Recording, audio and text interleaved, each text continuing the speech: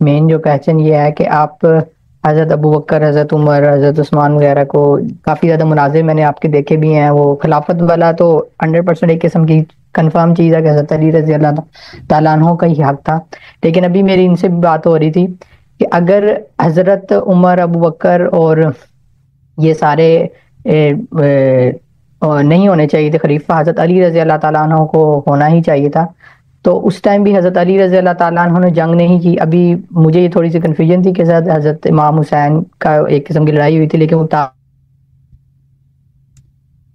وہاں سے آرام سے. لیکن اگر ایک جو غلط اقتدار میں بندہ آیا ہوا ہے اور جو حق رکھتا ہے اس اقتدار کا، تو اگر وہی نہیں آواز اٹھائے گا یا وہ اس سے فزیکل ہونے مطلب لڑائی یا خروج نہیں کر سکتا، تو پھر کس کی ہے یہ، کون کرے گا اس پہ؟ تو عرض یہ ہے کہ امیر المؤمنین علیہ الصلوۃ والسلام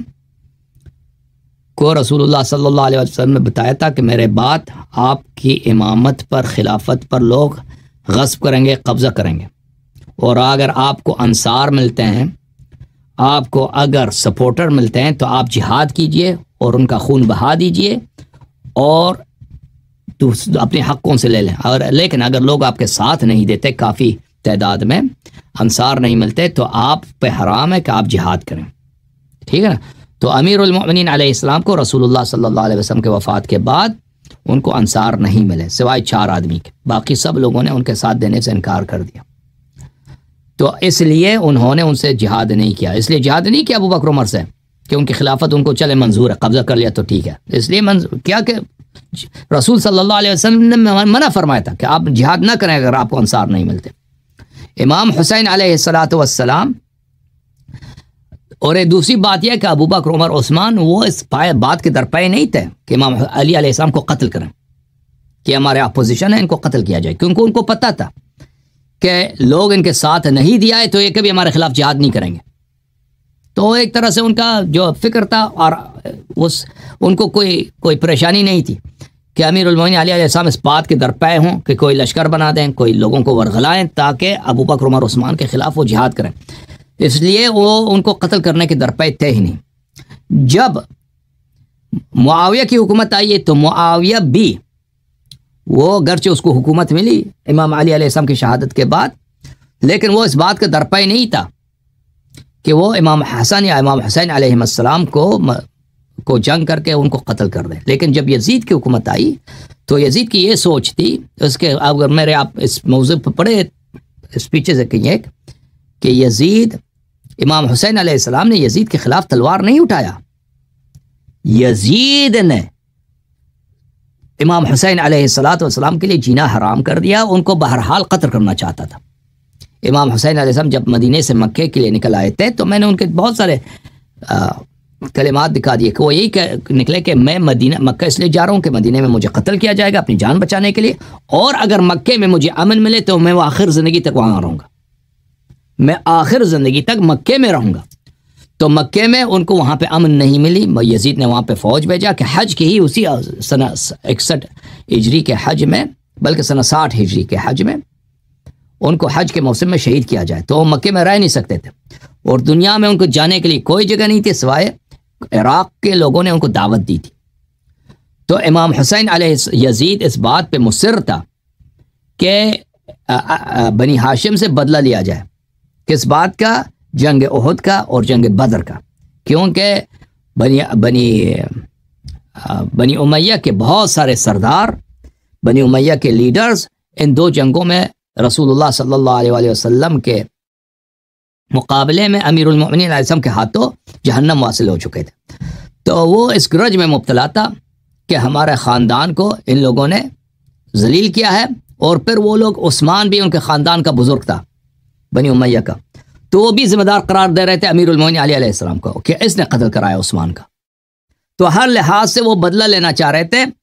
تو اس لیے امام حسین علیہ السلام کے جو سرکمسٹنسز میں وہ شہید ہوئے تھے وہ بہت مختلف ہے، کہ وہ جہاں بھی جاتے ان کو شہید کیا جاتا، ان کے پاس کوئی راستہ نہیں تھا. اور آخر تک امام حسین علیہ السلام نے صلح کرنے کی کوشش کی کہ جنگ نہ ہو جائے اور ان کی جان بچ جائے، ان کے بچوں، ان کے بھائیوں کی جان بچ جائے. لیکن سامنے والے انہوں نے نہیں مانا، اور وہ امام حسین علیہ السلام کو کہتے تھے کہ تم ہمارے اسیر بن جاؤ، پھر ہم فیصلہ کریں گے آپ کیا کریں گے، ہم کیا کرتے ہیں۔ وہ امان دینے کے لیے تیار نہیں تھے، کہتے تھے تم پہلے ادھر آ جاؤ، اسیر بنو، پھر ہم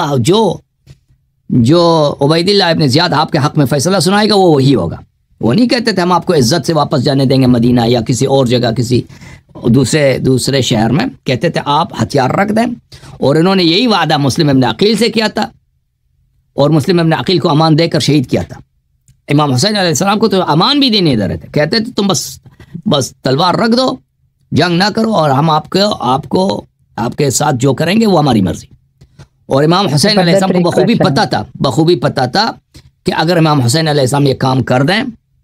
تو ان کو نستجیر باللہ خوار کر کے ذلت کے ساتھ شہید کیا جائے گا، ان کے بھائیوں کو، ان کے بیٹوں کو۔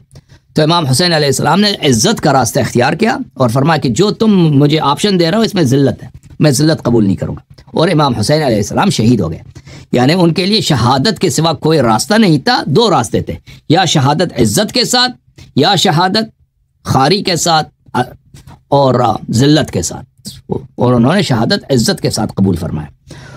اللہ یاری صاحب جی، تو اس کا مطلب یہ ہے کہ شیعہ مذہب میں بھی یہی چیز ہے کہ اگر